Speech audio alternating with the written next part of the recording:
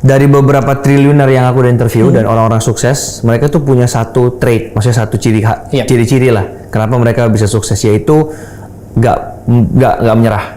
Jadi mereka tuh nggak pantang menyerah, apapun yang ada di depannya, mereka selalu hadapi. Dan mereka tuh bukan tipikal yang ganti-ganti terus. Jadi yang aku lihat orang-orang yang sukses itu adalah orang yang paling lama bertahan di industri itu. Maksudnya ganti-ganti dalam artian? Misalnya gini, dia memulai karirnya sebagai seorang chef.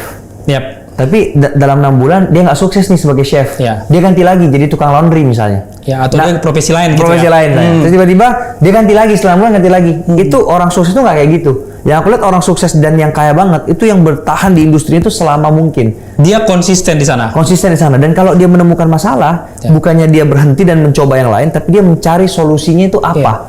Itu yang aku lihat. Oh, berarti itu yang lo pelajari dari semua narasumber itu seperti itu ya? Iya. Lebih ke persistennya, daya tahan mereka gitu ya? Kita lihat ya di sosial media bro juga kan, Deddy Corbuzier itu nilai value yang paling bro pelajari ketika, karena kan kalau kita bilang kan, semua orang tuh pencapaian terbesarnya adalah podcast bareng Deddy Corbuzier. Nah itu yang lo dapet apa? Aku lihat dia walaupun dia kan masuk di dunia entertainment ya, di industri TV dan lain-lain, dia benar-benar fokus gitu loh.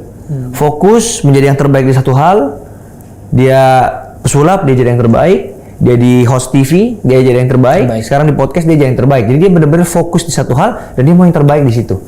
Kalau menurut bro secara pribadi, kan ibaratnya banyak nih juga orang-orang pengen jadi terbaik, pengen sukses, pengen berhasil, pengen viral gitu kan.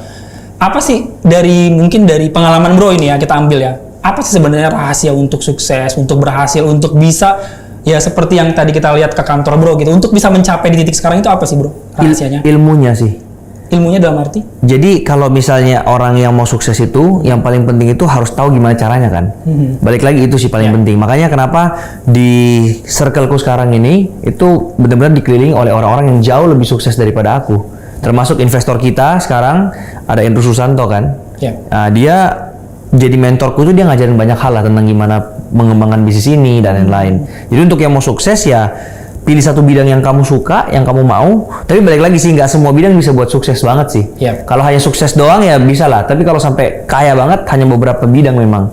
Dan itu harus... Bidang apa yang menurut lo secara pribadi di era sekarang kita AI, digital, bidang yang harus misalnya, kan orang juga bingung nih untuk memilih. Kalau bro kan udah fokus ke konten kreator, terus habis itu bangun influencer dan lain-lain. Digital masih sangat-sangat berpeluang sih, karena kita ngomong digital itu sesuatu yang sangat-sangat luas. Jadi bisa masuk ke e-commerce, bisa buat digital produknya sendiri, bisa di AI.